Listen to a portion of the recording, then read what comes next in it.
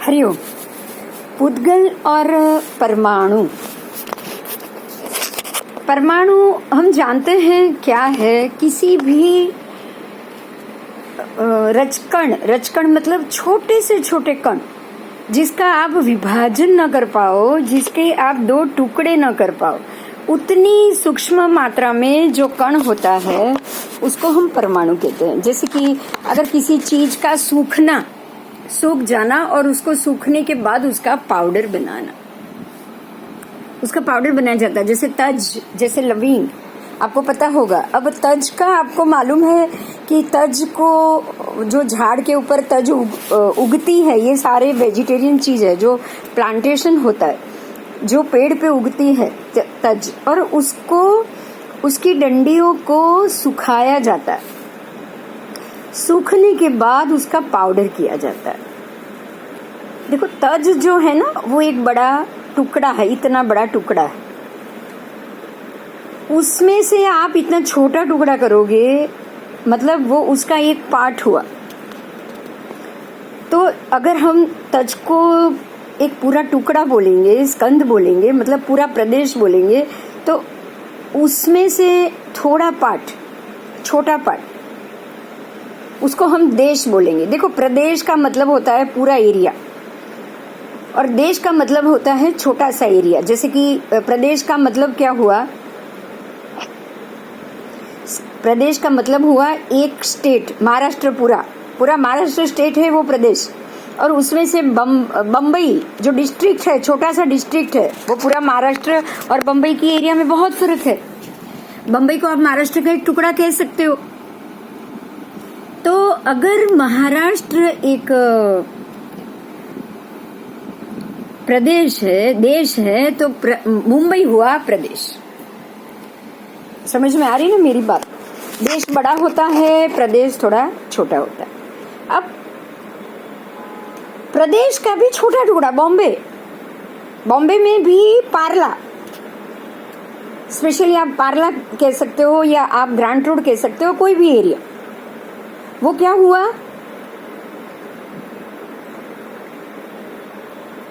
परमाणु हुआ। समझ में आ रही मेरी बात? परमाणु हो गया। अब ग्रांट रोड में से आप विभाजन नहीं कर पाओगे। जो हमारे परा सबब का नाम दे दिया, ये ग्रांट रोड, ये बोरीवली, ये कहानी, उसके विभाजन अब नहीं कर पाएंगे, हमको करना भी नहीं है। लेकिन अगर आप विभाजन करना चाहो, ये तो जमीन की बात है। अब आप इसी प्रकार से तज के टुकड़े पे आ जाओ। जैसे कि तज का वृक्ष है, सबसे बड़ा हम ये ले लेंगे। सबसे पहले तज का बड़ा सा वृक्ष, पेड़, उसको आप क्या कहोगे पता है? स्कंद कहोगे। स्कंद मतलब ये पूरा जत्था है। स्कंद का मतलब हो गया पूरा जत्था। जैसे स्कंद का मतलब हो गया है भारत देश। अब उसमें से देश मतलब एक टुकड़ा। देश का अर्थ क्या हुआ? देश का अर्थ क्या हुआ? आपके एक जैसे भारत में से महाराष्ट्र स्टेट हुआ, ऐसे ही पूरे पेड़ में से एक एरिया, तना, डाली, पूरी डाली को आप कहोगे देश। अब देश में से एक इतना सा तज का टुकड़ा, उसको हम कहेंगे प्रदेश। समझ रहे हो ना मेरी बात? स्कंद, देश, प्रदेश और परमाणु, ऐसे 4 विभाजन होते हैं।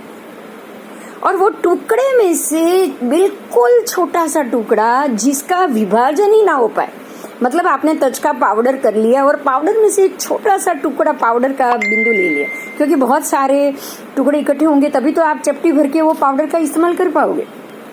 तो परमाणु का अर्थ होता है कि जो जिस वस्तु का, जिस द्रव्य का आप बिल्कुल भी टुकड़ा ना कर पाओ, उसको हम कहते हैं परमाणु। इस प्रकार से स्कंद, देश, प्रदेश और परमाणु, इस प्रकार से 4 विभाजन में हर एक चीज को बांटना चाहिए। हर एक चीज, वस्तु, द्रव्य जो दिखाई देती, जो सामने उपलब्ध है, कोई भी चीज जो दिखाई दे, जो जो जिसको हम रूपी कहते हैं, रूप मतलब वो हम विजुअल, इंग्लिश में आप विजुअल कह सकते हो, शास्त्रों में उसका नाम रूपी होता है। रूपी का मतलब उसको देख सकते हैं, अरूपी मतलब उसको नहीं देख सकते, है ना। जिसको देख सकते हैं, जैसे कि मेरा शरीर ये बिंदु है, बिंदु का शरीर है, वो आप देख सकते हो। लेकिन मैं जो बोल रही हूं, मैं कैसे बोल रही हूं, मैं कैसे क्या कर रही हूं, वो सारा प्रोसीजर आप नहीं देख सकते हो, वो अरूपी। हाँ, शब्द बाहर आ रहा है, आपके कानों तक आवाज जा रही है, टकरा रहे हैं, मतलब वो स्पर्श में आ रहे हैं, मेरे शब्द आपके कानों तक पहुंच रहे, तो शब्द हो गए रूपी। मगर वो कैसे मैं बोल रही हूं, कैसे वो मेरे मुंह से बाहर निकल रहे हैं, वो प्रोसेस आप नहीं देख सकते, तो वो हो गया इनविजिबल, अरूप। समझ में आ रही है ना मेरी बात? बहुत ऐसे इजी है, शायद एक दो एग्जाम्पल से आप इजी से समझ जाओगे। आपको इसका कैसे विभाजन करना है, उसके लिए हम आगे जाएंगे। जैसे कि मैंने तज का टुकड़ा लिया है, तज के टुकड़े को मैंने पाउडर बना दिया और छोटा सा छोटा कण उसमें से, अब उसका मैं विभाजन नहीं कर पाऊंगी, उसको कहते हैं पुद्गल परमाणु, तज के पुद्गल का परमाणु। ऐसे कितने परमाणु इकट्ठे हुए, हम अब वापस वो पूरा प्रोसीजर में उल्टा जाएंगे। अब आप इस पूरे प्रोसीजर में उल्टे से जाओ। आप पहले पाउडर लो, पाउडर को आप धीरे धीरे उल्टे जाके टुकड़े के प्रोसीजर में जाओ, है ना। सबसे पहले हम पाउडर लेंगे। अब पाउडर को हम अभी जो पाउडर है, अभी जो परमाणु बन चुका है, वो पहले क्या था, मतलब दो पाउडर के ग्राइंड करने से पहले थोड़ा सा महीन टुकड़ा होता है ना, दो परमाणु मिक्स हो जाए उसको अणु कहा जाता है। अणु के प्रोसेस में जाओ, अब उसके और आगे के प्रोसेस में जाओ। तब वो क्या था, प्रदेश था। प्रदेश का मतलब इतना टुकड़ा था, झाड़ से निकला हुआ टुकड़ा था। अब और आगे जाओ तो वो स्कंद था, मतलब वो सबसे बड़ी, बहुत बड़ी जाड़ी डाली थी। अब स्कंद से भी आगे जाओ, वो बहुत बड़ा पेड़ था जिसमें से वो अलग हुआ है। ये प्रोसेस अगर समझ में आ जाएगा तो कर्म लगना, कर्म का प्रोसेस, कर्म कैसे लगता है, वो पूरा हमको समझ में आ जाएगा। जब हम कोई भी कार्य करते हैं और जब हम कुछ भी सोचते रहते हैं और उसी सोच के ऊपर से जब हम आगे बढ़ते हैं, तो वो हमारा सोचना, हमारा बोलना, हमारा कार्य करना, वो सारा प्रोसेस इंद्रियों का, पांचों इंद्रियों के उपयोग से, उसके प्रोसेस से एक कर्म का बंध पड़ जाता है, मतलब लग जाता है उसको। उसके प्रदेश अणु परमाणु सब मिक्स होके हमारे आत्मा के ऊपर उसका बंध पड़ जाता है। मैंने ये कर्म किया तो वो कर्म वहां पे मेरे आत्मा के प्रदेशों के ऊपर बंध गया। जो लास्ट क्लास में वो क्वेश्चन आया था, क्वेश्चन किया गया था कि कर्म तो लगते ही रहते हैं, आप कुछ भी करो कर्म तो लगते ही रहेंगे। हाँ, वो तो लगते ही रहेंगे, क्योंकि अगर मैं शब्दों का इस्तेमाल कर रही हूँ, शब्द का उपयोग कर रही हूँ और शब्द के उपयोग से मैं बोल रही हूँ, मैंने बोलने का कर्म किया,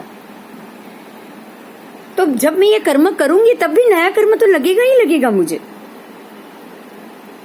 कर्म कभी भी लगना बंद नहीं होता, हर मिनट पे लगते रहते। पर कर्म में हम विभाजन जरूर कर सकते। मैंने जो स्कंद, देश, प्रदेश और परमाणु का आपको एक उदाहरण दिया है, वो आपको ऐसे सोचना है कि अगर मैंने रोटी बनाई तो मैंने पहले आटा लिया, आटे को गूंदा, मतलब बहुत सारे आटे लिए, पूरा स्कंद लिया है ना, पूरा इतना बड़ा लुआ बना दिया, उसमें पानी रानी सब डाल के आटे का इतना बड़ा लुआ बना दिया, मतलब मैंने स्कंद तैयार किया। अब स्कंद में से मैं छोटे छोटे टुकड़े करूंगी, मतलब उसका देश कर दिया। 30 रोटी का एक इतना बड़ा आटे का पिंड, उसमें से अगर मैं 30 टुकड़ा कर रही हूं तो मैंने एक स्कंद के 30 टुकड़े किए तो 30 देश हुए। अब देश में से एक टुकड़ा, एक उसकी मैंने रोटी बनाई तो वो पूरा एक प्रदेश हो गया। अब रोटी का पूरा प्रदेश हो गया। अब वो रोटी में से अगर एक टुकड़ा कोई खाएगा, है ना, खाएगा, तो रोटी के में इसमें भी ये परमाणु हुए ना, स्कंद देश प्रदेश परमाणु। अब अगर उन सबको आप खोलोगे, छोड़ोगे, छोटा सा आटे का कण लोगे, छोटा सा आटे का कण, तो वो आपके परमाणु बन जाएगा। तो इस प्रकार से परमाणु, देश, प्रदेश और स्कंद चारों मिलके जो गेहूं और जो सारी चीजों को मैंने आटा बनाया, उससे रोटी बनाई और मैंने खाई, तो मैंने इतने सारे कर्म किए।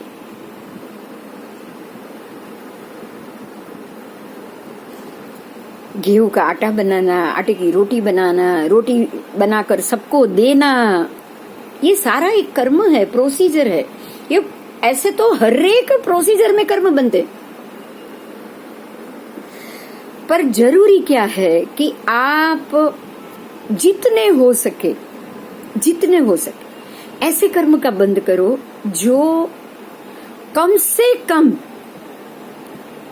समय तक आपके आत्म प्रदेश के ऊपर रहे। सबसे मजबूत थियरी ही यही है कि हमें उतने ही कर्म का बंधन करना होगा जो हमारे आत्म प्रदेश पर ज्यादा से ज्यादा कम समय में निकल सके। फिर वो कोई भी कार्य हो, कोई भी, छोटे से छोटा, बड़े से बड़ा, कोई भी कार्य हो। आपको देखो, अभी इसके साथ में एक सूत्र को जोड़ूंगी, क्योंकि कर्म की व्यवस्था सिर्फ जैन धर्म में ही नहीं है। देखो, एक बात बहुत ध्यान से सुनना आप, क्या कर्म सिर्फ जैनों को ही लगते? जो अजैन है, जो हिंदू है, जो सिख, ईसाई, मुसलमान है, जो कुत्ते, बिल्ली, गाय, भैंस, सब प्राणी भी, छोटे से छोटा प्राणी भी, चाहे वो कॉकरोच, कीड़ा, कीड़ी, वो ही क्यों ना हो, क्या उनको कर्म नहीं लगता? हमें इसी चीज को समझना है। आपको इस चीज से, ये पूरा सिद्धांत जो आत्मा और कर्म का समझाना है, आत्म द्रव्य, पुद्गल द्रव्य, दोनों का मिक्स होना, दोनों में से शरीर बनना, वो शरीर में से हमें रोज रोज नए नए कर्म करना, जन्म लेना, मरना, उस कर्म से कैसे मुक्त होना, ये सारा प्रोसीजर किसी भी एक धर्म के बंधन में कभी नहीं आएगा, कभी नहीं आएगा। ये संपूर्ण जीव मात्र की प्रक्रिया है। हाँ, उसमें से छूटने के रास्ते अलग अलग धर्म अलग अलग तरीके से बताए। ये अलग बात कि हिंदू धर्म ने ये कहा कि कर्म भुगतना ही पड़ेगा। आप वो सभी कर्म को भुगतते भुगतते, उन लोगों के जो भगवान है, वासुदेव भगवान है, वो बोल रहे हैं आप उनको भोग में धरा दो। आप खाना खा रहे हो, उससे पहले वासुदेव को भोग, परमात्मा भगवान वासुदेव को उसको भोग दे दो, तो आपने जो खाया पिया है वो कर्म आपके ऊपर नहीं चढ़ेगा। आपने पहले भोग दे दिया, उसके बाद आपने खाया। इसीलिए हिंदू धर्म में कोई भी खाना या कोई भी थाली या कोई भी भोजन बनेगा तो सबसे पहले थाली भगवान को चढ़ाई जाती है। तुलसी के पान के ऊपर जो भोजन रखा है, या भोजन के ऊपर तुलसी का पान रखा है, मगर उनको हर एक भोजन को भगवान को चढ़ाना होता ही है। यही कारण है कि मैंने जो भोग किया है वो सारा भोग मैंने भगवान को दे दिया। सबकी अपनी अपनी पद्धति होती, सबकी अपनी पद्धति। जैन धर्म में इस चीज को ऐसे बोला गया है कि तूने जो भोग किया है उसको तुझे ही खत्म करना है। अगर मुझे अनाहारी मतलब आहार नहीं करने वाला बनना होगा तो मुझे भी मंदिर में परमात्मा के सामने नैवेद्य खाने के रूप में नैवेद्य होता है, वहां खाना नहीं होता। वहां पे ऐसा खाना चढ़ाया जाता है जो बिगड़े नहीं, आज का आज जो बिगड़े नहीं, उसके ऊपर कीड़ी ना चढ़े, उसके ऊपर कोई जंतु ना बैठे, उसका ध्यान रखना पड़ता है। और पर आप स्वस्तिक करते हो, जाते हो मंदिर में और स्वस्तिक करते हो तो उसके ऊपर फल और नैवेद्य चढ़ाते ही चढ़ाते हो। तो आहार को, भोजन को परमात्मा को चढ़ाना वो हर एक धर्म ने अपने अपने हिसाब से बता दिया है। इसलिए आपको या हमको धर्म की प्रक्रिया में नहीं उतरना, क्योंकि कोई भी धर्म यही बताएगा कि आपको अगर कर्म सिद्धांत समझना है, आत्मा द्रव्य को कर्म के पुद्गल द्रव्य से अलग करना है, आपको अपने आत्मा के ऊपर से कर्म द्रव्य को हटाना है, उसको खत्म करना है, तो परमात्मा का सानिध्य लेना ही पड़ेगा। हम इस मुद्दे पे जरूर टिकेंगे। कोई भी धर्म, क्रिश्चियन भी जाएंगे, चर्च में जाएंगे ही जाएंगे, कैंडल जलाएंगे, वहां पे उनके किए हुए सभी कर्मों का प्रायश्चित के रूप में वो वहां जाकर कन्फेशन बॉक्स में जाके सब बोल देते हैं कि मेरे से ये पाप हुआ, मेरे से ये पाप हुआ, मेरे से ये पाप हुआ। जैन धर्म में भी होता है, वो प्रतिक्रमण में बोल देते हैं, एक इंद्रिया, बे इंद्रिया, ते इंद्रिया, चौरिंद्रिया, पंचेंद्रिया, पूरे दिन में पांचों इंद्रियों में से मैंने जितने भी इंद्रिय वाले जीवों का विराधना की, वध किया, बोलते हैं ना हम, जय में जीवा विराहिया, एक इंद्रिया, बे इंद्रिया, हम बोलते ही है। उन सब की माफी जैन धर्म में भी कन्फेशन होता ही है। आप उसको प्रायश्चित कहते हो, आप उसको प्रतिक्रमण कहते हो, बस बोलो कन्फेशन कहते हो। आज हम सिर्फ सिस्टम को समझेंगे बस, कि कर्म से या इस जन्म मरण से मुक्त होना होगा तो हमें ये प्रोसीजर में जाना ही पड़ेगा, फिर वो हिंदू हो या ईसाई हो या क्रिश्चियन हो या कोई भी। परमात्मा का सानिध्य लिए बगैर कोई भी धर्म से, मतलब ये है कि परमात्मा का सानिध्य लिए बगैर जो ऐसी एक अनंत शक्ति है, हिंदू कह रहे हैं ब्रह्मांड परमात्मा की, अहम ब्रह्मास्मि, मैं ही ब्रह्मा बन सकता हूँ, अहम ब्रह्मास्मि, मैं खुद ब्रह्मा बन सकता हूँ। जैन में कहते हैं कि आप तीर्थंकर बन सकते हो, आप तीर्थंकर स्वरूप बन सकते हो। आपको ये पता ही होगा, प्रत्येक उत्सर पीढ़ी अवसर पीढ़ी में, प्रत्येक काल में, प्रत्येक उत्सर पीढ़ी अवसर पीढ़ी में 240 तीर्थंकर, भरत और ऐरावत में टोटल आपके 5 भरत 5 ऐरावत 10 क्षेत्रों में मिलके 240 तीर्थंकर परमात्मा बनते ही बनते हैं, उत्सर पीढ़ी अवसर पीढ़ी दोनों में। महाविद्य में तो बनते होंगे वो अलग से, वो 480 तीर्थंकर बनते। मतलब आप इतना तो सोचो कि एक संपूर्ण काल क्षेत्र में कितने परमात्मा हुए, कितने जीव परमात्मा बने। तो जैन धर्म तो परमात्मा बनने का अवसर भी देता है। इसी प्रकार से हिंदू धर्म में भी कहते हैं कि आप परमात्मा बन सकते हो, आप उनके सानिध्य में जा सकते हो। पर कैसे?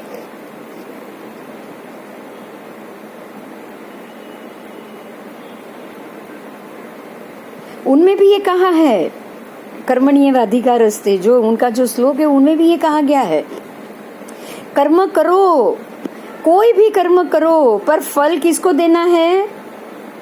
परमात्मा को समर्पित करना है।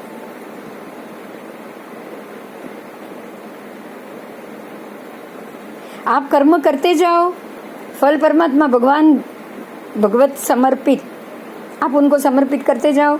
मतलब क्या है कि किसी भी परिणाम को आपको भोगना है या आप अपनी इच्छा के लिए कर्म कर रहे हो, उससे आप बाहर आ जाओ। देखो सीधा सीधा हिसाब है, आपको कर्म करना है और भगवत पर समर्पित करना है।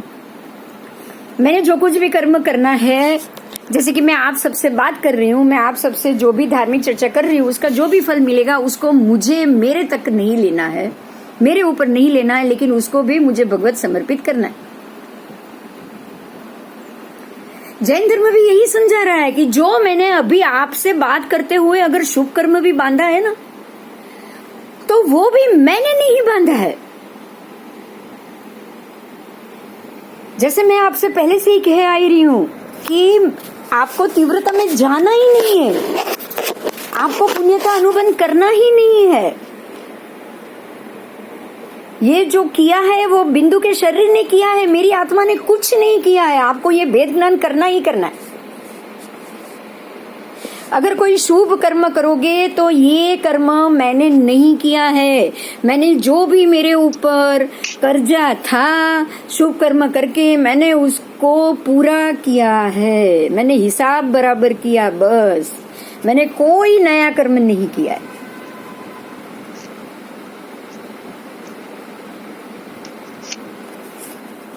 है ना। थियरी देखो, दोनों में थियरी अलग अलग है, लेकिन समर्पण दोनों में एक है। दोनों में आप कर्म करके उसको समर्पित कर दो, दूसरे को समर्पित कर दो। ये मैंने किया ही नहीं, बस संजोग ऐसे चलते गए, मेरे से हुआ, लेकिन ये हुआ है वो पुण्य भी मुझे मेरे खाते में नहीं डालना। अगर मैंने डाल दिया, मैंने ये सोच लिया कि ये मैंने किया, ये मैंने किया, मैंने 10 लोगों को बोल दिया कि ये मैंने किया, सारा कीड़ा कराया, खत्म। हाँ, पुण्य बहुत मिलेगा, ये बात है। आप जितने शुभ कर्म करते जाओगे पुण्य बहुत मिलेगा। वापस दूसरे जन्म में बहुत उत्साह से, बहुत पैसों, बहुत लोग, बहुत आसपास लोग, बहुत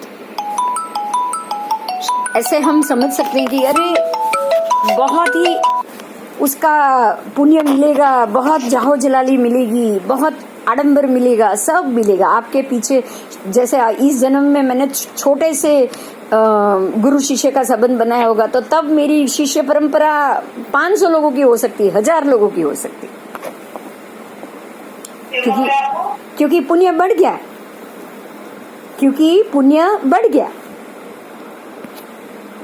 तो ऐसे पुण्य का कोई फायदा नहीं। क्या फायदा जो आपको संसार परंपरा में बार बार बनता जाए, बार बार बनता जाए। यही चीज, ना सिर्फ कर्म, ना सिर्फ ज्ञान, दान भी ऐसा ही है। इसीलिए कहा गया है कि आप, वो भी कर्म ही है ना, दान करना भी तो कर्म है। दानशील, तप और भाव, चारों प्रकार से धर्म होता है, चारों प्रकार से उत्कृष्ट रूप से धर्म होता है, ये चारों प्रकार से। आप दान भी अगर देखो, कोई भी धर्म ये